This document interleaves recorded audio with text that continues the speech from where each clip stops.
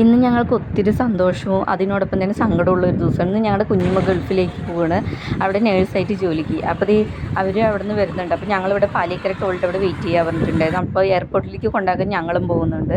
അപ്പോൾ ഇക്ക വരുന്നില്ല അന്ന് എയർപോർട്ടിലേക്ക്, ഞാനും കുട്ടികളും മാത്രമാണ് പോകുന്നത്. അങ്ങനെ ഞങ്ങൾ കുറേ നേരം വെയിറ്റ് ചെയ്ത് നിന്നു. അതിനുശേഷം അവർ വന്നിട്ടുണ്ടായിരുന്നു.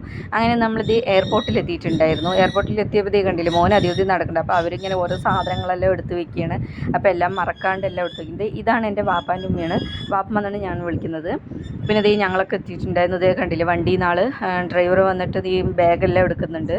അങ്ങനെ ഇതെല്ലാം എടുത്തിട്ട് നമ്മൾ അവിടെ വെയിറ്റൊക്കെ ഒന്ന് നോക്കണം. നമ്മൾ വീട്ടിൽ നിന്നൊക്കെ കൺഫേം ചെയ്താണ്, എന്നാലും ഒന്നും കൂടി കൺഫേം ചെയ്യണം. പിന്നെ വന്നതും കുട്ടികളൊക്കെ അധികം ഓടിക്കളിക്കുന്നുണ്ട്.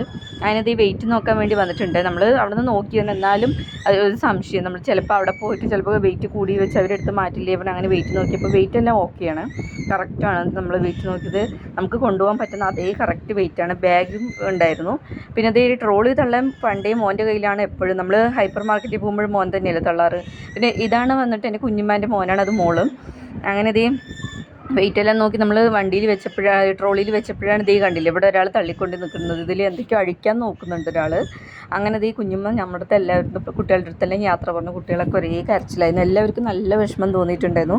കാരണം ഇങ്ങനെ പുക പറയുമ്പോൾ എല്ലാവർക്കും സങ്കടമുണ്ട്. എല്ലാവരും കരഞ്ഞിട്ടുണ്ടായിരുന്നു. അങ്ങനെ കുഞ്ഞുമ്മ എല്ലാവരും യാത്ര പറഞ്ഞ് അകത്തേക്ക് പോയിട്ടുണ്ട്. അപ്പോൾ ഇവിടെ പോയിട്ട് എല്ലാം ശരിയാക്കിയിട്ട് നമുക്കിനി പോകാൻ പറ്റുള്ളൂ, എല്ലാം ഓക്കെ ആണെന്ന് പറഞ്ഞിട്ട് നമുക്ക് പോകാൻ പറ്റുള്ളൂ. അങ്ങനെ കുഞ്ഞുമ്മ അകത്തേക്ക് പോയി.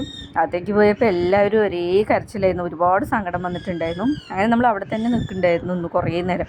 അപ്പോഴാണ് മോൻ ഈ സാധനമൊക്കെ വലിക്കില്ലായിരുന്നു. എനിക്കാണെങ്കിൽ പേടി, അവരിനി വല്ല ചീത്ത പറയുകൊണ്ട് പോലീസെല്ലാം ചെക്കിങ്ങും ഒക്കെ ഉണ്ടല്ലോ. നമ്മൾ കുട്ടികളെ ഞങ്ങൾ കടത്തിവിട്ട് ചീത്ത പറയുമ്പോൾ ഞങ്ങൾ പേടിച്ചിട്ടുണ്ടായിരുന്നു.